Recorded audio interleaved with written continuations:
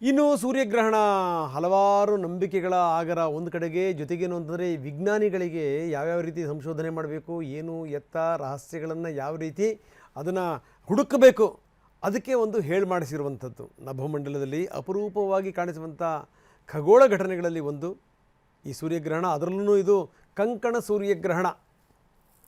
ಇದು ರಾಹುಗ್ರಸ್ತ ಕಂಕಣ ಸೂರ್ಯಗ್ರಹಣ. 3:26ಕ್ಕೆ ಶುರುವಾಗುತ್ತೆ ಗ್ರಹಣ ಸ್ಪರ್ಶ. ಗ್ರಹಣದ ಮಧ್ಯಭಾಗ ನಾವು ತೋರಿಸ್ತಾ ಇದ್ದೀವಿ. ಸಂಜೆ 5:42, ಮೋಕ್ಷಕಾಲ 7:57ಕ್ಕೆ. ಭಾರತದಲ್ಲಿ ಇದು ಕಾಣಿಸಲ್ಲ, ಪ್ರಶ್ನೆ ಬೇರೆ ಬೇರೆ ದೇಶಗಳಲ್ಲಿದೆ. 4 ಗಂಟೆ 31 ನಿಮಿಷಗಳ ಕಾಲ ಇದಿರುತ್ತೆ. ಸುಮಾರು 2 ನಿಮಿಷ 20 ಸೆಕೆಂಡ್ಗಳ ಕಾಲ ಈ ಬೆಂಕಿಯ ಉಂಗುರದ ರೀತಿಯಲ್ಲಿ ಅದನ್ನು ನೋಡೋದೇ ಒಂದು ಅದ್ಭುತ. ಆ ರೀತಿ ಬೆಂಕಿ ಉಂಗುರ ಸೃಷ್ಟಿಯಾಗೋದು. ನಾವು ಹಾಡು ಕೇಳಿದ್ವಿ, ನೀರ ಮೇಲೆ ಅಲೆಯ ಉಂಗುರ ಅಂತ. ಆದರೆ ಇಲ್ಲಿ ನೋಡಿ, ಬೆಂಕಿ ಉಂಗುರ ಇದು. 2 ನಿಮಿಷ 20 ಸೆಕೆಂಡ್ಗಳ ಕಾಲ. ಅಂದರೆ ಈ ಚಂದ್ರ ಸೂರ್ಯನ ಮಧ್ಯಭಾಗವನ್ನು ಮುಚ್ಚಿದಂಥ ಸಂದರ್ಭದಲ್ಲಿ ಒಂದು ಲೆಕ್ಕದಲ್ಲಿ ಈ ಅಗ್ನಿಯ ಉಂಗುರದ ರೀತಿಯಲ್ಲಿ ಅದು ಸೃಷ್ಟಿಯಾಗುವಂಥದ್ದು ಬಹಳ ವಿಶೇಷವಾದಂಥ ದೃಶ್ಯ ಅದು. ಇನ್ನು ಭಾರತದಲ್ಲಿ ಗೋಚಾರ ಇಲ್ಲ, ಅಂಟಾರ್ಟಿಕಾದಲ್ಲಿ ಅದು ಪೂರ್ಣ ಪ್ರಮಾಣದಲ್ಲಿ ಗೋಚರ ಇದೆ. ದಕ್ಷಿಣ ಆಫ್ರಿಕಾ, ದಕ್ಷಿಣ America, Zimbabwe, Zambia, Tanzania, Namibia, Mauritius, Botswana, Argentina, Chile ಈ ದೇಶಗಳಲ್ಲಿ ಇದು ಗೋಚರವಿದೆ.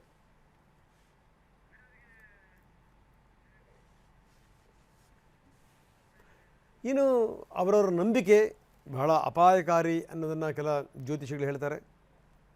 ಪಂಚಭೂತಗಳ ಕೋಪದಿಂದ ಪ್ರಕೃತಿ ವಿಕೋಪಗಳು ಜಾಸ್ತಿ ಆಗಬಹುದು ಅಂತ ಹೇಳ್ತಾರೆ.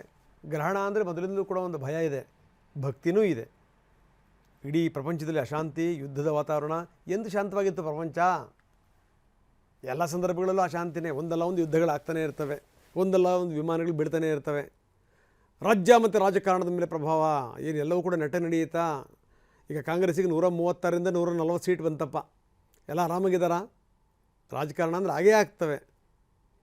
ಆಳುವ ನಾಯಕರಿಗೆ ಮತ್ತು ಗಣ್ಯರಿಗೆ ಸಂಕಟ ಇದೆ. ಹೊಸ ರೋಗಗಳು ಮನುಕುಲವನ್ನು ಆವರಿಸ್ತವೆ ಅನ್ನುವಂಥದ್ದು. ಯಾವಾಗ ಈ ಕೋವಿಡ್ ಅನ್ನುವಂಥ ಒಂದು ಮಹಾಮಾರಿ ಬಂತು ನೋಡಿ, ಬಂದಾದಮೇಲೆ ಜನಗಳಿಗೆ ಒಂದು ದೊಡ್ಡ ಪಾಠ ಕಲಿಸ್ಬಿಡ್ತು, ದೊಡ್ಡ ಜೀವನ ಸಂದೇಶ. ಯಾವುದೂ ಕೂಡ ಇಲ್ಲಿ ಶಾಶ್ವತ ಅಲ್ಲ ಅಂತ. ಸೊ ನಾವು ಅತ್ಯಂತ ಸಹಜವಾಗಿಯೇ ಏನು ಅಂತಾರೆ, ಈ ಸೂರ್ಯಗ್ರಹಣ ಜೊತೆಗೆ ಅದನ್ನು ಹೋಲಿಕೆ ಮಾಡ್ತೀವಿ. ಗ್ರಹಣ ಅಂತಂದರೆ ಮೊದಲಿಂದೂ ಕೂಡ ಭಯನೂ ಇದೆ, ಭಕ್ತಿನೂ ಇದೆ. ಭಯ ಭಕ್ತಿ ಒಂದು ಕಡೆಗೆ, ವಿಜ್ಞಾನಿಗಳಿಗೆ ಇದು ಪ್ರಯೋಗಕ್ಕೆ ಹೇಳಿ ಮಾಡಿಸಿದಂಥ ಸಮಯ ಸಂದರ್ಭ.